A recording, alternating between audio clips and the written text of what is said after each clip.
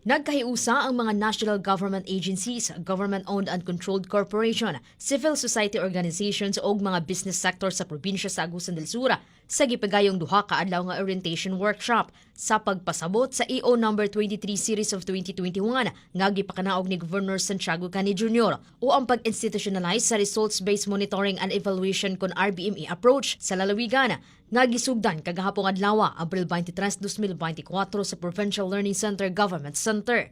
Sumala ni RBME Unit Head Michael Leo Toralba nga mao'y nagsilbing resource speaker. Tumong sa mong kalihukan nga mapanayag ngadto sa mga stakeholders isip katimbayayong sa pagpalambo sa kinabuhi sa mga agsununa ang pagsuta sa mga resulta ingon man ang epekto sa mga proyekto nga gihatag alang ngadto sa mga LGUs, komunidad o matag individual ug matukisab kung unsang hinungdan sa mga wala nakasustener o milungtada nga mga serbisyo o proyekto ngadto sa katawhan.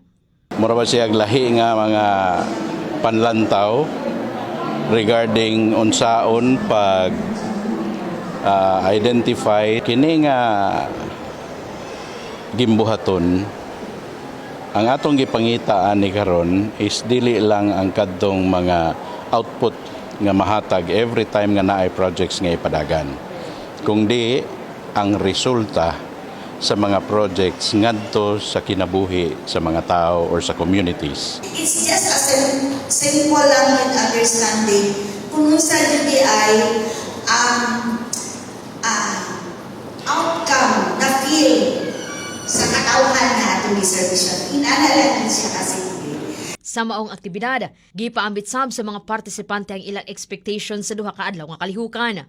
Sa pagpanguna sa Head of Monitoring and Evaluation Division sa PPDO nga si Lines Librias, gipasabot nini ang papel sa mga stakeholders sa pagmonitor o pag-evaluate sa mga proyekto, kung kumusta o unsa ang mga resulta aron masiguro ang pagpahigayon sa ebaluasyon sa mga ahensya ug magarantiya sa mga LGUs nga nakaangkon sa maong mga serbisyo o proyekto ang epekto nga pagsuporta sa good governance, transparency, accountability ug ang evidence-based decision making.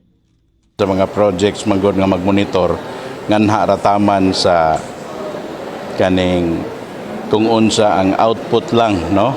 Kentahay og magpadagan og maghatag tag mga makina. Pila ka buok ang makina, unsa ang makina, pila ang gastos makina, kinsay gihatagan. Karon ang RBME maghisgot na og kumusta ang dagan sa mga makina.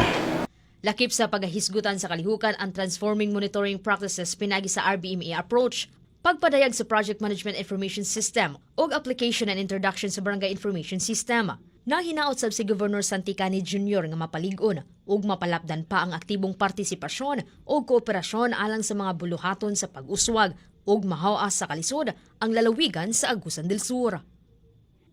Nagahagit kaninyo ingon man nang hinaot nga kita magapadayon sa pagpalig-on pinaagi sa pagtambayayungay sa pagsagubang sa hagit sa panahon alang sa tunhay nga kalabuan kanatong tanang mga agsunon. We have invested so much on the projects under several programs for many years, no?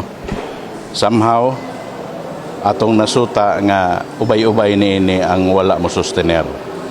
Sa ako nang gisigig-hisgot, it's always easy to open up a store, but keeping it open is the challenging part. Jaira Saludara para sa Bayan.